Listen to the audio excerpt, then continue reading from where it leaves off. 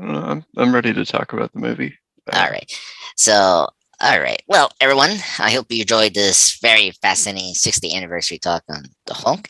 Now, click off this podcast because we're going to do a full sport talk on the 2003 Ang Lee Hulk, or the Hulk, whatever you want to call it.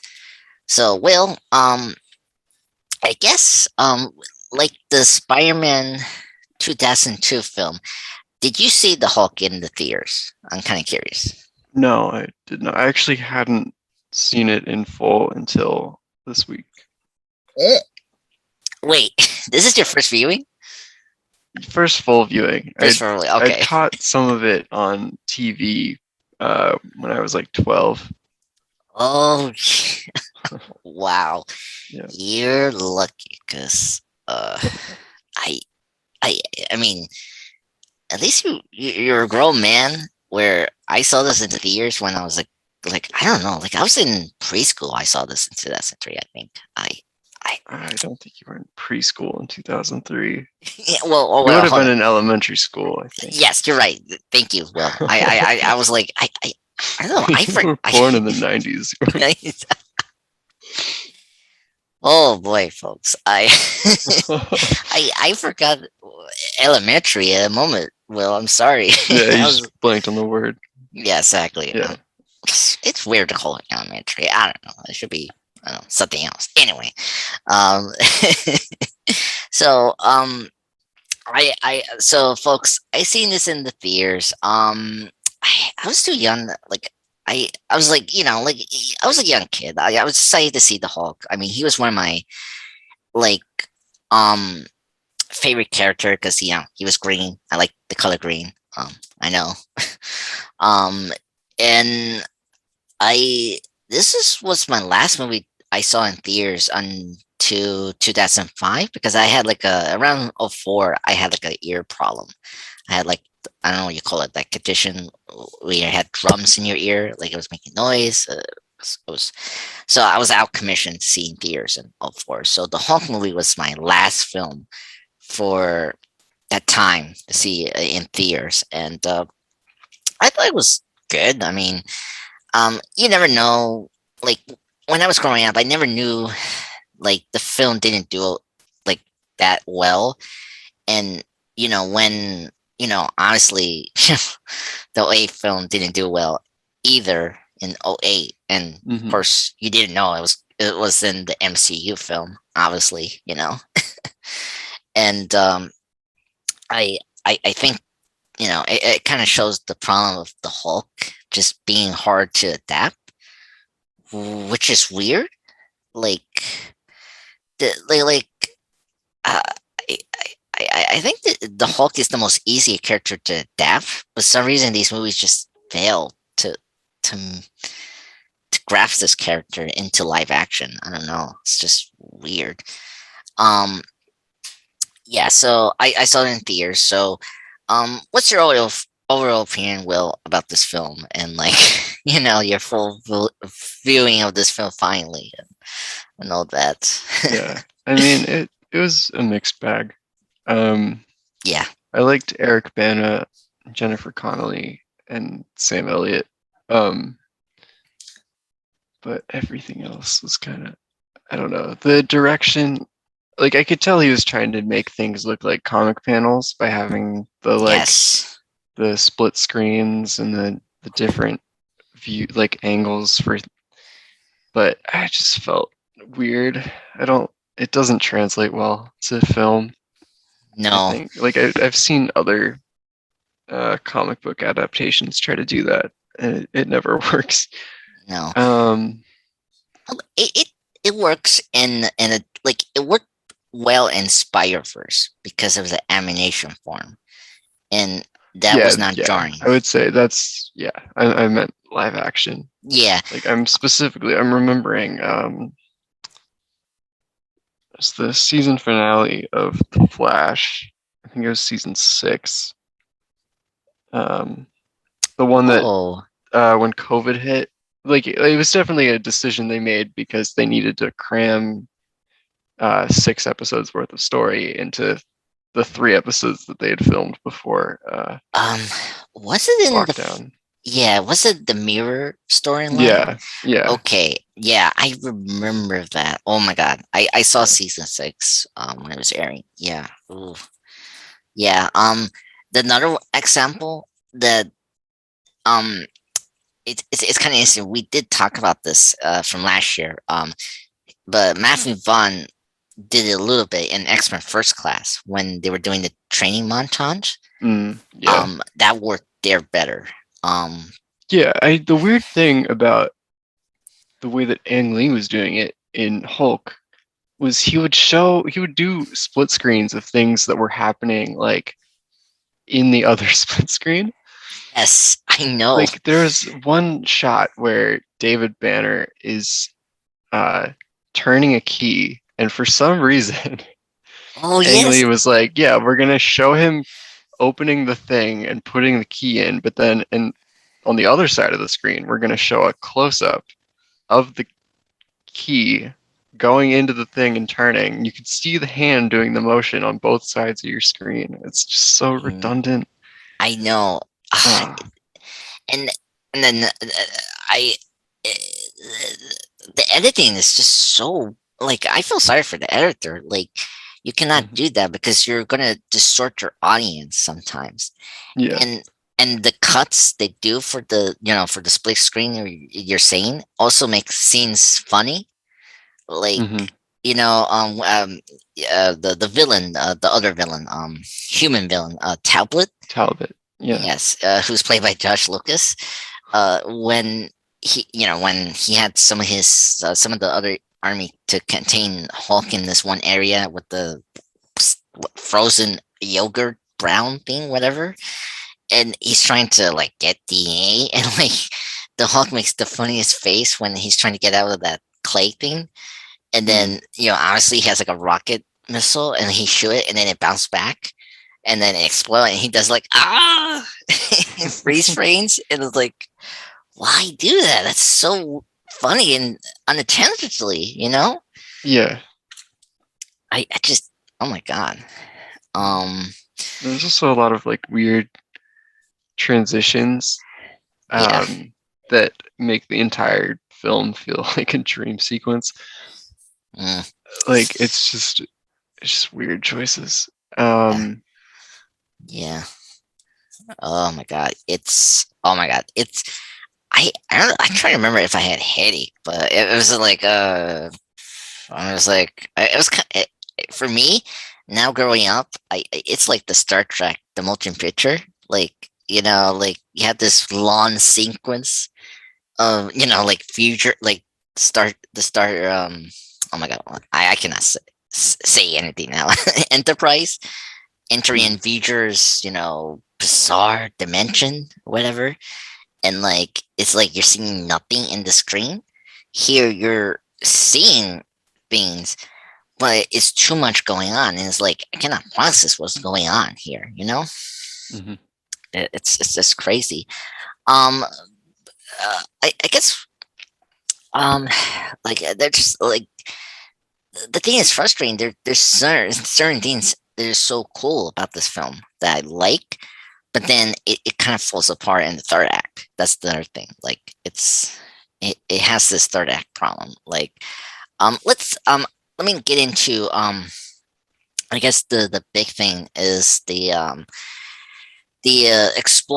exploring of the psychological emotion of Bruce Banner, like his um of like his like he has like depressed memories, and Hmm.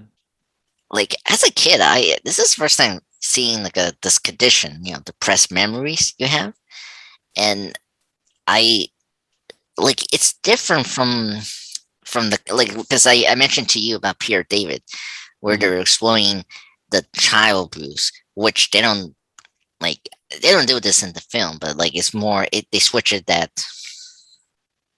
um that Bruce like David Banner like experiment on himself, and then his son you know um capture the experiment that he was doing to himself, and he was worrying if he could become a monster, and and then of course he was attempting to kill him, but of course his wife got in the way and she dies.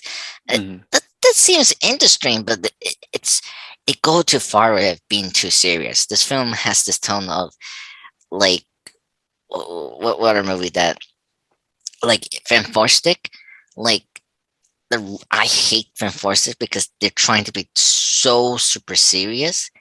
If you do that, you're losing me because when you do these bombastic things in your film, that's not the film you're doing. Mhm. And this film does that, and that's not good. You know, like you have the Hulk dogs in this film, and it's so out of this film's like grounded and dark tone they're trying to do. Um, uh, do you know the Hulk dogs were the comic book thing? They were. Yes, they were. Oh. I just found out last year, and I was like, really? There were eight things in the comics. Yes, they are. Will, and oh my god, the Hulk dogs are just so like weird. And Yeah. I the CGI in this movie has not aged well. no, There, fortunately not. there was a time in the early 2000s where um, Hollywood's confidence in CGI and uh, Hollywood's capabilities with CGI were at complete opposite ends of the spectrum. Yes. Uh, there are very few movies from that period where the CGI like looks as good as they think it does. Yeah. Like I think Pirates of the Caribbean, The Mummy. Mm. Um, there's there's one more. Star Wars, the prequel trilogy. No. I'm listing good examples. Oh, the good some. I Um, the not. I don't want to say the Lord of the Rings yeah, because no. Yeah, I mean it's mostly practical stuff in Lord of the Rings, but Gollum's aged pretty well. I think okay, that was the other example that I okay, was gonna. Yeah. okay. Yeah. This I can explain like this time like this area of like filmmaking, the the studio and the filmmakers went way overboard with the CGI. Like Hmm. they didn't know how to balance practical and CGI. Like we later have now for like not like with the MCU. Like Nolan knew how to balance like not CGI but like digital compositing with practical. And then the sequel trilogy got back to what made Star Wars is. Like JJ and those team brought back the practical and CGI, like they mix it together and like you see the seamless thing there, right? Hmm. And the problem with this is that they went over to board, like they didn't know how to like composite a character or a creature into environments that like were tough. Like you need to light it certain thing, Hmm. like the reason that you saw Spider-Man every time in before I think Far From Home in the night because it was easy to hide it, you know, Hmm. like him moving and swinging like in the cities is that you don't see it too much in the daylight because it was harder to hide. It was a CGI thing. Yeah, I mean I know that's why Pirates of the Caribbean's aged so well. Is because Yeah, exactly. the director had previously worked a lot with CGI, so he knew all the Mm, tricks to like make sure it looked realistic. Uh, yes, like that scene on the boat, um, where the pirates reveal the curse to Elizabeth yes. Swann, that has aged beautifully. Like that movie came out in 2001, and it still looks fantastic.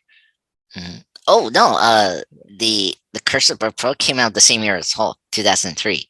I could have sworn it was 2001, No, no, but buddy. all right, yeah. Yeah, see, you can see the difference of filmmaking thing. Like, Ang Lee got way too much control of the film, where like you mentioned pirates. Like, I don't know the director's name. Gar, Gar. Verbinski or something like that. Like Yeah, Gore Verbinski. Garfinski, right? He had like a tight budget, and like when you have a tight budget, you're way more creative what you're doing, you know. Hmm. And it's also the team, like the effects team. Now, let me say, I think Pirates and Hawk had like industrial light magic, but it's really up to the director how he wants the scene to be. And Ann Lee has really bizarre direction. Like first off, I mentioned lighting. You cannot see anything in this film. Like it's too dark, and like and you're not seeing properly the effects or like anything. It's just so, Hmm. you know, like it's almost like Alien versus Predator Requiem, where you cannot see anything. It's like where's the lights, you know, or Soil, Soil, the Star Wars story, like that is like has like darkness, like you need lighting in the scene to see what's going on, and this film is just so like too dark in the fight scenes, and that's why it's overwhelming, you know. Mm. Oh my god. And I mentioned the hot dogs. The the apparently the dog fight scene was inspired by the Incredible Hulk issue 14, released in 2000. And this is the issue where General Riker sends a pack of massive gamma radiation infused dogs to attack the Hulk. So yeah, I discovered this from a podcast I was listening to, and when the guy brought up this, I was like, really? This was a comic thing? The hot dogs? I was like, oh my god. Oh my god. It's funny. Um okay, so let's get into what's the worst thing you don't like about this film? Like where did it kind of lost you in your viewing of this film? Yeah, I mean, I think the self-seriousness of it, um, as well as, I mean, it has the same problem that I had with the Amazing Spider-Man, where there's like this chosen one narrative, Oh it had yes. to be Bruce because his dad experimented on it. It was very similar to the Amazing Spider-Man. Um, Yeah, I don't know, just let it be an accident. that's true. Uh, yeah, Um, I don't know. And then the CGI was bad. The dialogue was, oh man, it's like they were trying to be intellectual, but it's a Hulk movie. yeah. Uh, Also, like I hated the nanomeds thing. Just Neil like was. just let it be gamma radiation. Like you don't need the weird. Oh wow! I didn't What? notice that they didn't call it gamma radiation. Okay. Well, gamma radiation was involved, Yes, yes. but it was like the nanomeds were doing a lot of the work. I think what they did, they like injected nanomeds, which is like a yeah, thing from like a actual thing from. Um. yeah, but then they would activate it with gamma radiation. Okay. But um, I don't know. I Yeah, I know what you're saying. I I'm fine if you're trying. Oh, I love this is a Berkeley lab. Sorry, Right. it's because of Berkeley College. Sorry.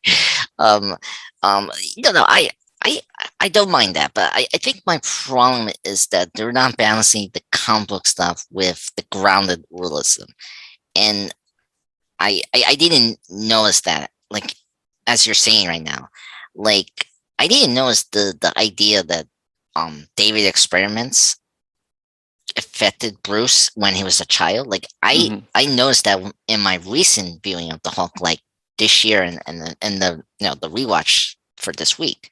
Hmm. Um, yeah, like these stuff, like I feel like they need to bring that more in the the forefront, um, because I think the TV show did something different with the gamma radiation. It's called gamma rays. I think I hold Or, on, no, that should be the same thing.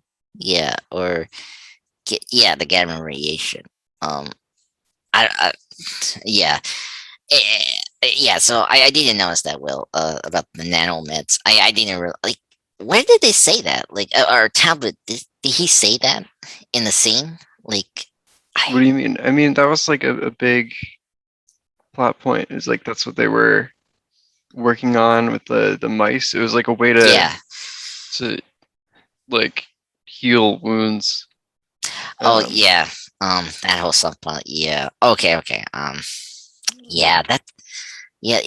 It's an interesting plot. But yeah, it's um. just I I don't like when these movies seem like they're embarrassed by the source material, so they try to come up with Yes. like pseudo scientific things to explain why the superpowers are happening. And then I really hate it when those fake explanations that they came up with are just as dumb as the Yes. comic book one. I know. I know. I I cannot stand them as well. It's just yeah. This time we just never like yeah. This time with the Marvel movies, it was like X-Men and Spider-Man got it right in their characters specifically, in their tones.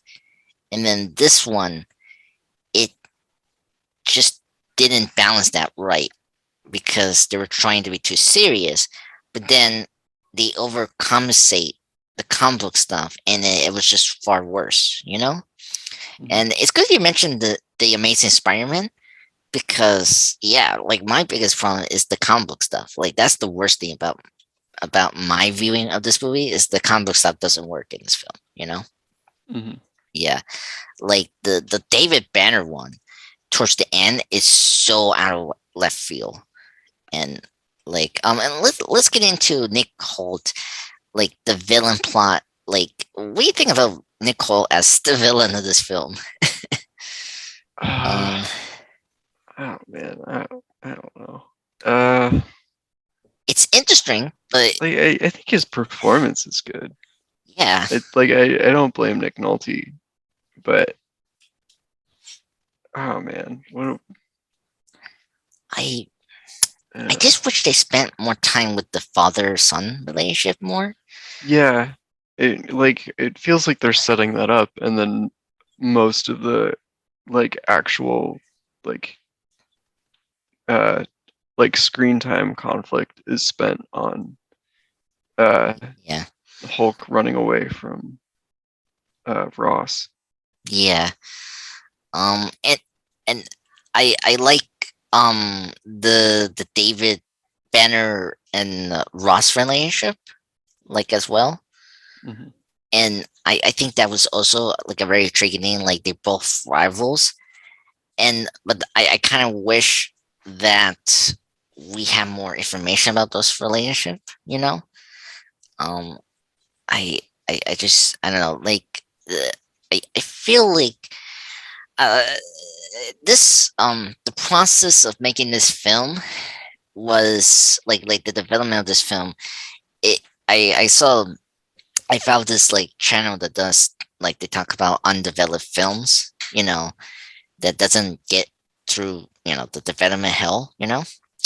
And when the Hulk was in Universal and they were trying to get this film off the ground, they were struggling like who was going to be the main antagonist or like the thing that's going to fight the Hulk. Like, was it going to be military, or or some of the classic Hulk villains, like Abomination or the Leader, right?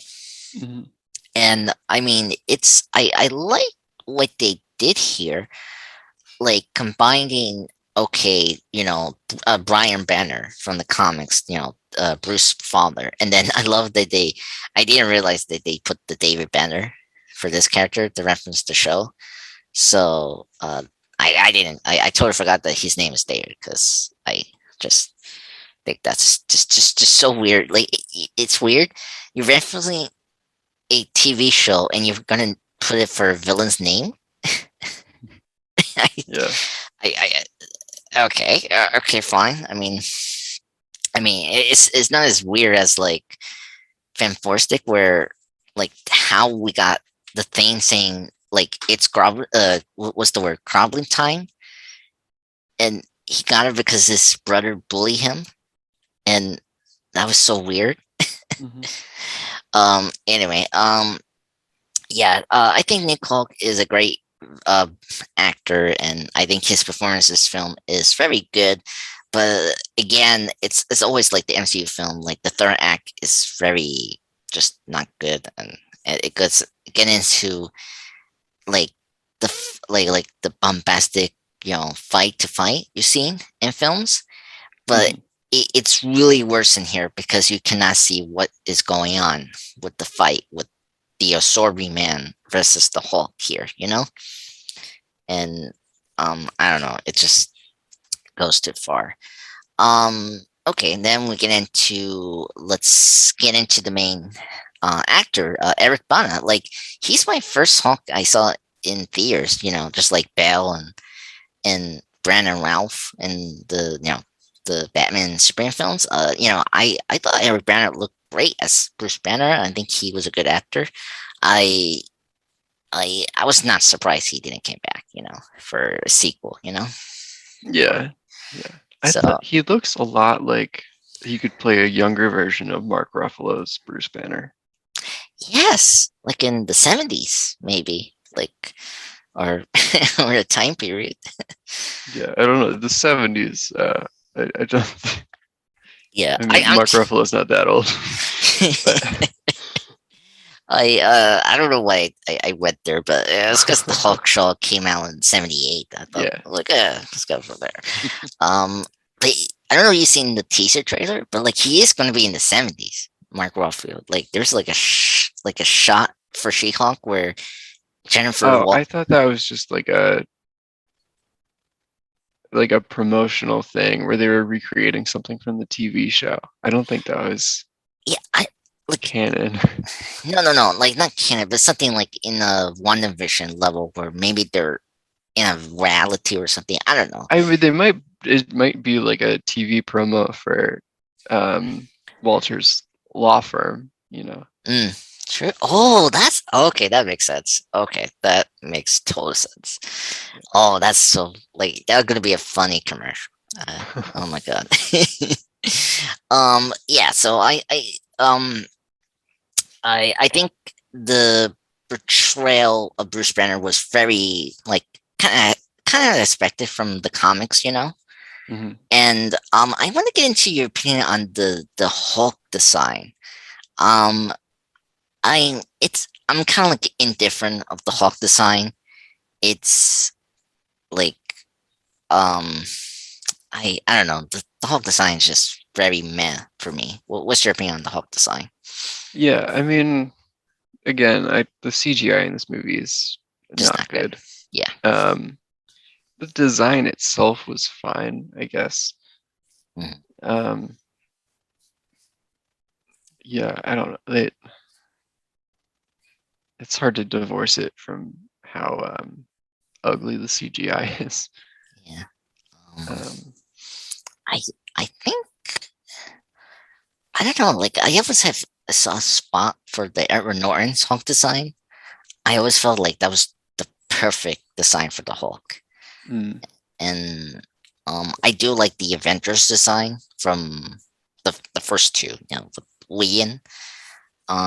And then I did like, you know, um, Thor Ragnarok's design, like that looked more polished. hmm. And then it got worse in Infinity War and Endgame, and uh, from there. You don't like Professor Hulk? Uh, No. no, Okay. it looks too goofy for me when you say like time travel. Like, no. Okay. I'm fine with it. Okay. I actually really like the Mark Ruffalo design for the Hulk because it actually Mm, looks like the actor, which this one did too. yeah. The 2003 one. It's just it's using 2003 CGI, so it still looks bad. But it Yeah, did look like Eric Bana, which was yeah, nice. yeah.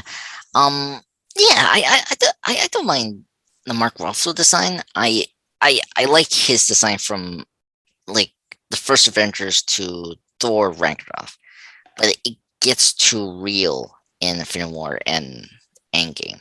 I Okay. just Yeah, um I don't I know. yeah I it's kind of like nitpick. Like there's the small details like I want from my Hulk to look like the color of the green is like I know it's picking, but I always like it when it's like a little like dark, like Mm, where the green here is too light in this version, and mm, it comes up to like CGI, like it's CGI. Where in the '08 film, I like that color, the green, because it gives him more like this like very scary look, but like but then you see he's like actually a soft creature,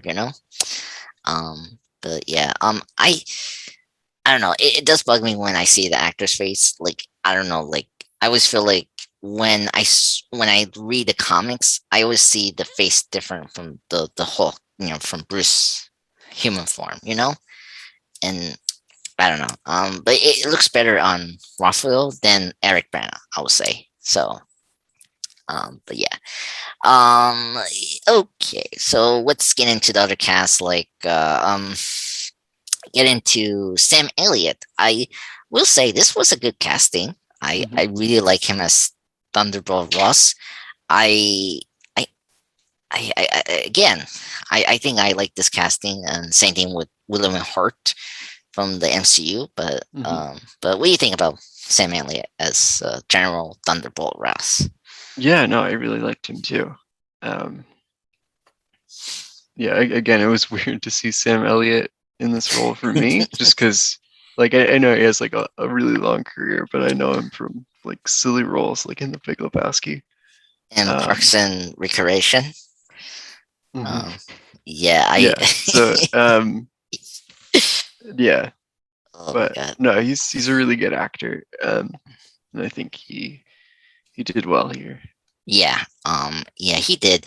I think the best thing about this was the Ross and Betty relationship, and Yeah, and I I think that's where the film comes to life for me, because their strained relationship, and it's all intriguing, and but then that's not the movie I'm watching, hmm or the movie I want to watch. right. Um, but yeah, yeah. So, and then we Betty Ross. I did like Jennifer Connelly. I think she was a great casting for Betty Ross. hmm Um, did you yeah, I think she had chemistry with Eric Bana. Yeah. Um, yeah. It's I out of the Marvel love interests, I think Betty was the one it was pretty accurate and like was well done than Mary Jane or Jean and the Wolverine relationship. I feel like, um, hmm because here, like in this film, like it's like in passing that they were in a relationship, but then it kind of didn't work well. Like it was it was not a big deal, where like in the X-Men films, like I supposed to care for Wolverine and Jane's relationship while she's in a relation with Cyclops. You know, hmm that's weird. And then you got the MJ relationship with Toby's Spider-Man, and it's like she's not enduring, and like it's very like toxic. And here Betty is like a well understanding person, and like she's proactive, and hmm I like that with a love interest in the film. Any thoughts on Jennifer Connelly as Betty was? um Um, I don't know. I feel like she gave the strongest performance in the movie. mhm. Okay. uh Yeah. yeah, yeah, yeah, she's, I mean, Jennifer Connelly is a great actress. hmm She whenever she's not like in a good movie, she still outperforms. So I think I would say she's really good.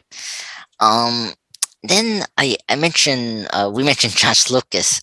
I I forget we used tablet in this film. Hmm. I because it's weird for me because yeah, General Tablet is in Agents of Shield, right? Will? Right. Yeah. Yeah, Pretty major character in Agents of Shield. yeah. It's weird for me to just watch this film and it's like, oh my god, this is Glenn Talbot. He's okay. He's just a minor, threat for Bruce. Like he's just not like John Lucas is just being himself, and like he's being the mean person. Like this is the same role from Ford v Ferrari from 2019 film with Christian Hmm. Bale and Matt Damon. Hmm. So uh, yeah. So yeah, he's okay. He's a good antagonist. What else did we want to discuss? We got cameos of. Oh, I I I forgot it. Did you notice Daniel Day Kim is in this movie? I did. Yeah. I saw him. He had like one line. Yes, he's the one that you say. Oh, this was it? Like he's the one. This is the first scene we see Sam Elliott as Jeremy Ross. Hmm. That's Dave. Oh my god, I didn't realize that now. Yeah, I saw it and I was like, "Oh, he's in this movie." And then I remembered that it came out in 2003, so that was Yeah, that was all he was going to be in it yeah, because he wasn't a name yet. yeah. He's in so. I mentioned this before, but like he's a. I think I did. I mention like he's in the Spider-Man 2 as well. He's like the assistant of Doc Ock. Oh, is he? Yes, It's been so long since I've seen Spider-Man 2. Spider-Man 2 now. No, he's there. Oh my god, this is too funny. Yeah. No, I mean I love him from Lost. Yeah. Oh my god, Daniel Day Kim is great. I love him in Raya in the Last Dragon. Hmm. He's also great in Hawaii Five-O, the reboot. I seen that show and I Yeah. love him there. I haven't seen Lost. I you see him in Lost, I think, Hmm. right? Yeah, Yeah. So very yeah, good. yeah. Oh god, he's a great actor. Yeah. So and before I noticed that I was looking at my notes, I was like, okay, they don't take chemists in this movie. We got cameos of Stanley and Lou Ferrigno. Uh, this could Hmm. be my top 10, right? I like their cameos. Okay. Yeah. Yeah. It was cool to see Lou Ferrigno like in that scene, and he plays another like security like person in the Incredible Hulk, so that's cool. Hmm. So that's great. Okay, so anything else you want to say about this movie? Um, Um, I don't know. I mean, we can talk about. There was one thing when he kills the Hulk dogs, mhm. they turn into a puff of green smoke, Yes, um, which is silly. But then in the What If episode where Hank Pym was killing all of the Avengers, yes. when he killed the Hulk, the same thing happened. Oh, yes. Yeah. I I mean, I think that's more coincidence because here, I I, I yeah, I mean, mean, it could have been a reference, or maybe there's something in the comics where people who are yeah, hulked out kind of poof into green smoke. yeah. Um, I and then I guess the um other thing was that the 2008 movie was kind of repurposed from the ideas for a sequel to this one. Like it's yes, not a sequel, but there's like certain story beats where you can tell that it was intended to to be. at some point it was intended to be a sequel. Like he starts in South America. Yes. Yeah, so we can maybe talk a little bit like kind of discuss why we didn't get a sequel, and um I mean the thing was the film did perform okay. Right. Um but it did better in the merchandising. Which I mean, I don't know. Did you got the Hulk cans that day? Like the Hulk toy? I remember all of the ads. I never had them, but Oh my god! I think I have one for the Incredible Hulk when I was a mhm. kid. Oh my god. Oh my god. Yeah, one of the best toy like tie-ins, I think, that for like a superhero theme. That's so genius. Yeah, I mean, and then the critics didn't were harsh.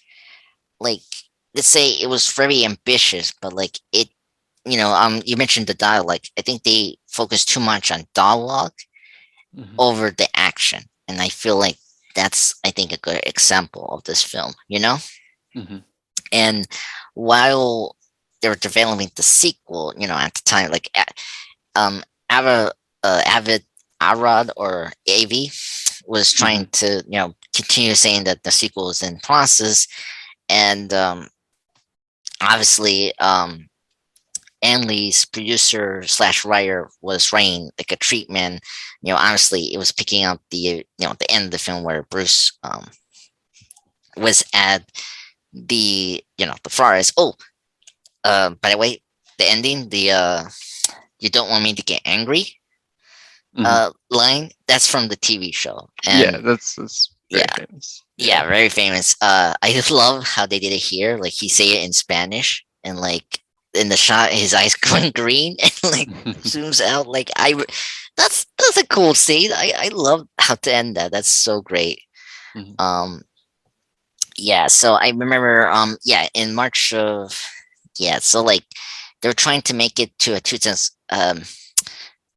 Evie was trying to target the sequel to a 2005 release, but I think 2006 or in 2006 the MCU required the film rights to the character, so it was like an overlap, Mhm.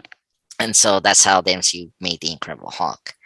Well, still with Universal. Mhm. And so yeah, and that's why we have all that. That's why we had the flashback like in the opening to like reestablish the origin stuff like that. So Right. and then and this is a leftover because they were considered the Lear and the Abomination as villains, Mhm. and I think they also wanted to include the Grey Hulk persona like Hmm. in the sequel. And this happened before, like in Age of Ultron. I think Whedon made a statement that he had the early idea to bring that in the film, like especially in the South Africa scene. Like he was supposed Mhm. to be great there, and I kind of wish we had that there. Yeah. Um, I don't and know. I think Age of Ultron had enough things going on that they didn't yeah, have to. yeah. I mean, yeah, I know it's yeah. I could have been fine with the Professor Hulk if they made it gray, and I think you can tell the difference between the Green Hulk, the Rage Hulk, from the Professor Hulk. Mm, I just okay. it's just my opinion. I just think but yeah. Yeah. What else? Um, what other things that I'm forgetting? Something. Oh, I there was something I didn't notice before was the mom for Bruce Banner. That was also from Stranger Things. Yeah. She's Tara Buono. yeah. I was like, oh, she's in this movie. I didn't realize that. But yeah. So, um, yeah.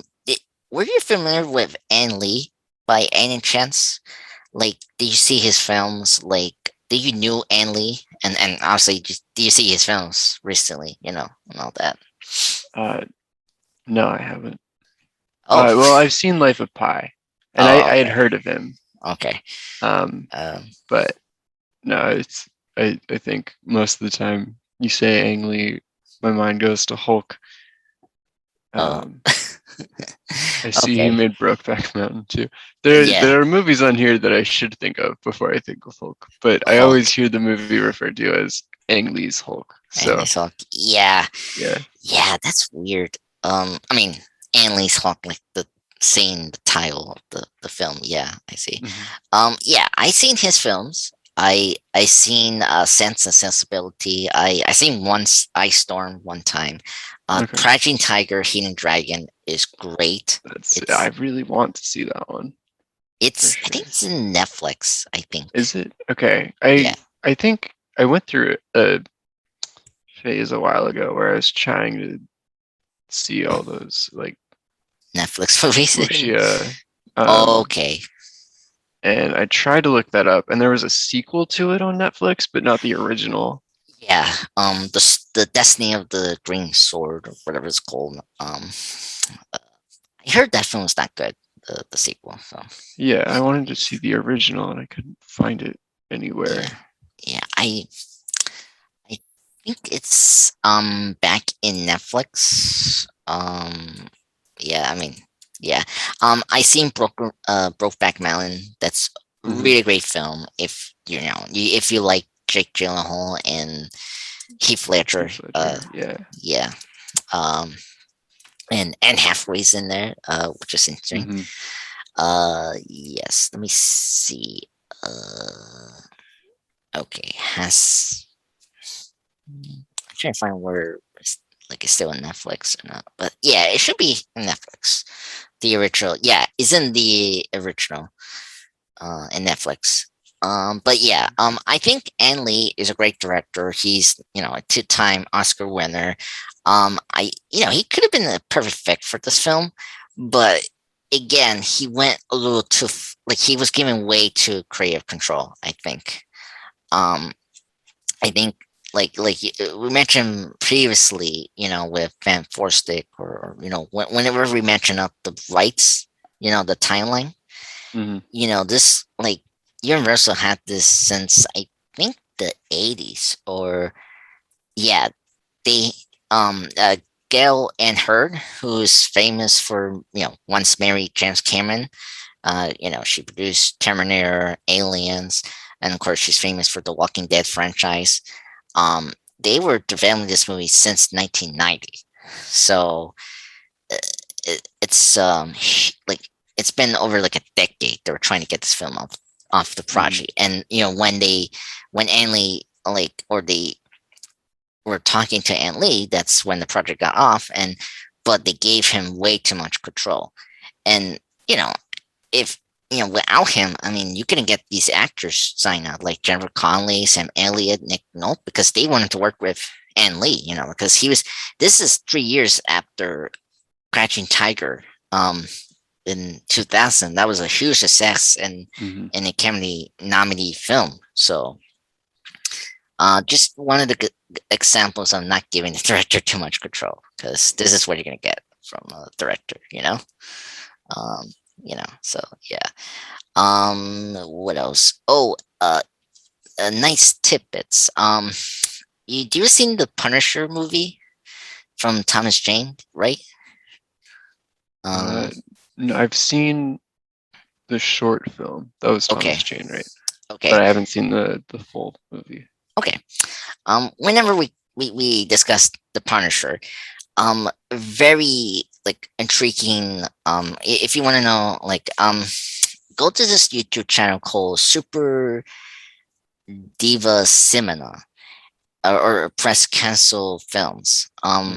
There's a huge honk video unproduced films, and they go in depth about the unproduced scripts, or like almost Hawk films that were in development but got canceled. And there was a moment where Joe Johnson was going to be director of this film during the Hmm. 90s.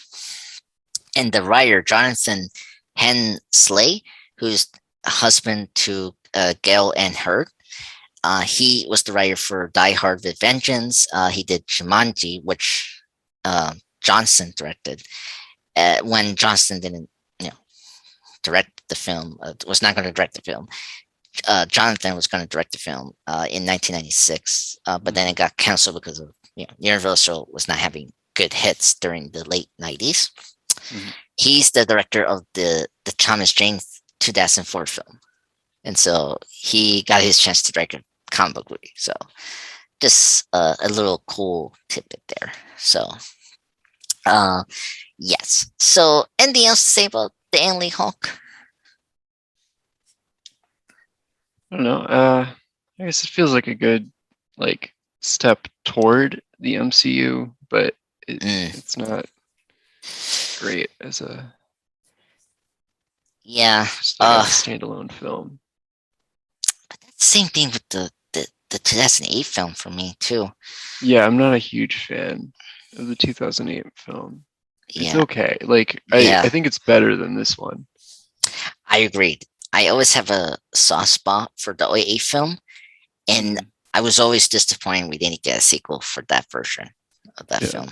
The Um, 2008 one is the only MCU movie I haven't seen in theaters. yeah, yeah, it's funny for me because Ant-Man and Ant-Man was are the only MCU films I never saw in theaters, Mhm. and I saw the Hulk in that version of the Hulk in theaters. And it was my first time seeing a post credit scene, and I saw Yeah. Tony Stark. So yeah, it's weird. That film has the same problem as this film for different reasons. When Mhm. we ever get to the conversation of that film, because they did the same thing, and it was frustrating. Um, but what are you gonna say? Yeah. I think there's a good like Hulk film you can do, but you just need all the elements you need for a good film, like the heart, the action, a story that gives the Hulk a conflict that makes sense, Mhm. Mhm. and and and then every supporting character gets their due. And I feel like that's how you make a good film. And I don't think this film delivers that at Mhm. all. Or really the OA film as well, but for different reasons, I will say. Because that film just has the classic production problem, and all the craziness that you're seeing right now with the films, with the editing and your interference and all that. Mhm. Anyway, any more discussion with Ang Lee's Hulk or the 2003 film? No, I'm good. All right. Well, thank you, Will, for coming today. Where do you want to go next for next week? What discussion you want to go to? I mean, it's up to you. Oh, okay. One more month, then Moon Knight is coming out. Yeah. What we need to do? Well, you want to talk about Doctor Strange, the 2006 film? 16? Yeah. Yeah, because we got the trailer for the second film, the Multiverse of Madness. I think it'll be good to start talking about the his first solo film before the film comes out. So, you want to do that? Sure. Okay, we can do that. So, well, thank you, Will, for coming today for this lovely Super Bowl Sunday. Yeah, thanks for having me. Yes. So, thank you, everyone, for listening to this spectacular podcast. Me and Will be back for next week on a spoil talk on Doctor Strange, the 2006 film, right? 2016. 16, 2016. yeah. Yeah. Oh my God. Why am I saying 2006? Oh my God. Anyway, 2016 film directed by Scott Derrickson. So, everyone, have a good weekend, and you'll hear from us soon. Bye.